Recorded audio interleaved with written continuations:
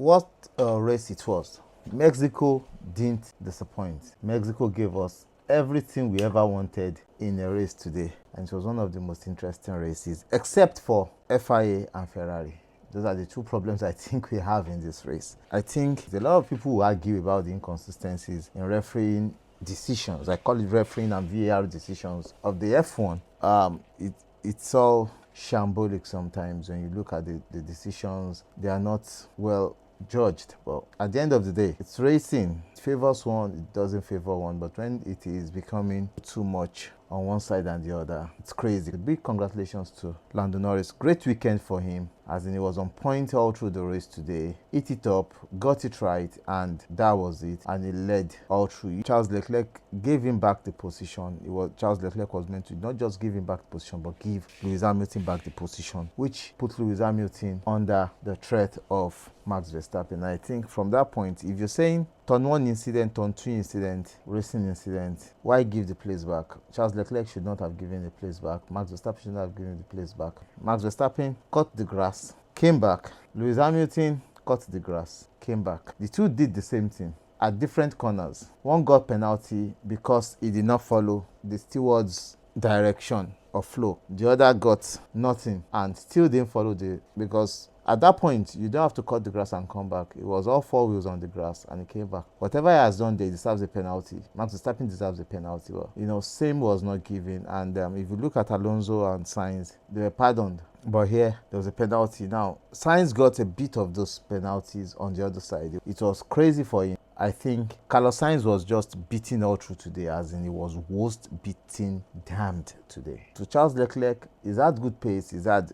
good racing craft, but winning a race for Ferrari this season, I don't see it yet, except he's lucky. The Ferrari issue of lift and coast, majorly because of the brake overheating, and 2, because yes, they've not really been able to lower the car totally, but they still need to lower it, and they're doing lift and coast. By 10 laps, Norris was over 10 seconds ahead of Charles Leclerc, convenient lift and coast. They are not even looking at Lewis Hamilton getting 10-second penalty. Lift and coast, he could not challenge Oscar Piastri, could not challenge the two Mercedes. It was just a sitting duck. Lift and coast for Ferrari. This is getting unwise. I don't see how Max Verstappen or Charles Leclerc or anybody could have challenged Lando Norris today. He was just out of this world. He was just totally on his game. Started on pole, finished on pole. One of the biggest races for him in a race in which we had over 401,000 people coming this weekend, and the whole grandstand was packed full, and we had a lot of support for Max Verstappen. At the end of the day, was being booed, which I think is not right if he's getting booed in the races, because it's not his fault. Max Verstappen is a terrific driver. He's doing his own bits, trying to race, and is getting booed. It's not right. Now, let's go to Lewis Hamilton. What could he have done better? I still believe there's still a communication gap between him and the team. The team cannot tell him, oh, this is what happened, what should we do? Or help him to give the place back, even if they are looking at it like, yeah, there was a turn 1 incident, there are still some incidents that were not looked into. Or tell him, okay, fine, guy, this is what we think you should do. Create a 10-second gap between yourself and Oliver Biermann. They didn't tell him that. It was just lifting and coasting. As in, the communication grip in Ferrari, it's shambolic, especially between Lewis and his engineering team. It is just nonsense. What are they helping him with in a race? Okay, we think they might penalize you. Would you give the place back and challenge again? None of that was done. It's just, oh, race on, you are given a 10-second penalty and we think you don't deserve it. We will contest it. Ferrari, that is crazy. On the strategy for Ferrari, fine. You are going on a 2 pit stop. I think Ferrari should have stopped earlier on their first stint. When they knew they were doing 2 stops, they would have used the medium to get closer, hold it down till like 10 laps to the end of the race, change so that they can challenge. Or start on the soft. We saw a lot of people run the soft to like lap 30. Stay on the soft.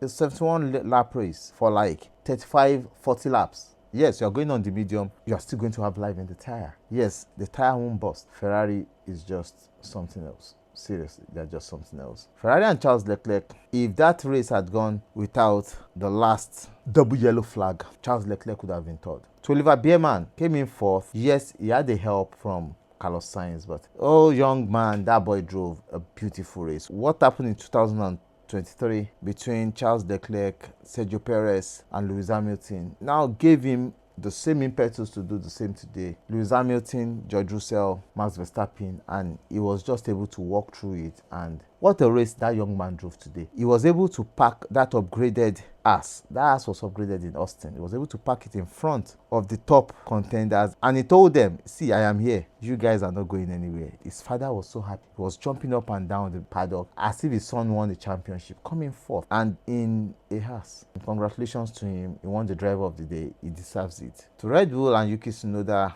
at the end of the day, Yuki Tsunoda came in with no points. A great start for him. He started right. He was hunting down in 7th or 6th. Then he started on the medium, changed onto the soft, and he was unable to gain the time. Now, the tire issue today, I think the tire issue was crazy today. Some cars enjoyed a specific tire better than the other, while it was a role reverse on some cars, while some cars were just beautiful on the 2 tires, and they enjoyed it. But it was difficult for Yuki Tsunoda coming 11th after the sacrifice he's had, and that for me is just off it. Gabriel Bortoleto, great race for Gabriel Bortoleto. He ended the race in 10th position, which is massive, especially going to his own home Grand Prix in 2 weeks' time. Some great motivation for him. In the kick Sauber, Esteban Ocon, the 2 asses ended in points. What a great race for him also, picking 2 points, 2 decent points alongside his teammate Oliver Bierman to shoot that ass up. Boom. They got some crazy ass point today. Oliver Bierman in 4th,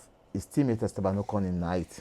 The lap 1 incident looks crazier. If you look at it very well, Leclerc trying to push Lewis Hamilton off the track, Lewis Hamilton pushing him back. Max Verstappen had nowhere to run to because Charles Leclerc too was squeezing him out as Lewis Hamilton was squeezing him out. They both tangled. Charles Leclerc went into the grass, came back out in front of the pack, and that was where the race for Ferrari started catapulting, because Ferrari could have done a better race. One of the Ferraris could have won the race today if they had a plan.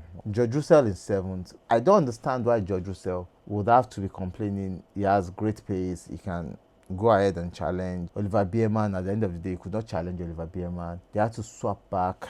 George Russell can talk. He was just giving lectures, sermons, everything he was just saying. I was just like, what is wrong with this guy? Can't he just race? As in, overtake your teammate on the track, do what you have to do, go forward. If it's not working for you, leave it. He talks too much, he nags too much, he got it, now he couldn't challenge. Great one to Kimi Antonelli, great race today, coming in 6th to the Oscar Piastri. I can't call it good performance, but he tried a good race. Isaac Aja did a good race. Yuki Tsunoda, Alex Albon, oof, good race. Colapinto, good race. And Pierre Gasly, they did good races, because the Alpine do come in last, because that is where they've come in all through the season. Liam Lawson ended the race on lap 1. On the second lap, don't know what went wrong with him. He could not continue again. He was out of the race. Nico Hülkenberg, the same thing, ended the race. Alonso, I think all those guys had issues because of the heat,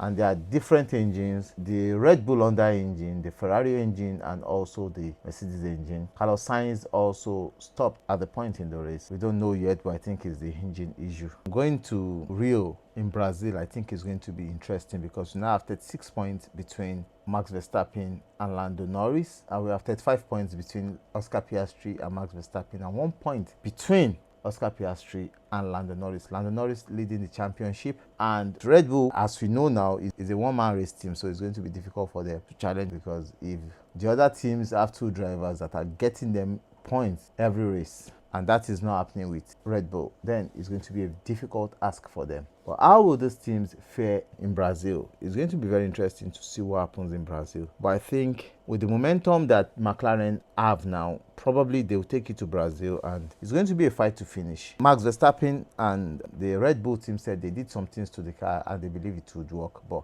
it didn't work for them. It was a difficult one when what they've done to the car didn't work. They changed the car twice and it didn't work, and they had to settle. But going to Brazil, it's going to be a different one. Will they be able to conquer? Will they be able to do anything different? So I think going into the next race, we're going to enjoy much of racing in F1 in the next 4 races. Rio will be going to Las Vegas, then from Las Vegas to Qatar, then to Dubai. So it's going to be an interesting 4-pack race in the last 2 months of the year. You don't want to miss it. Yeah, you don't want to miss it. Catch you on the next one. I love you guys. Bye. Cheers.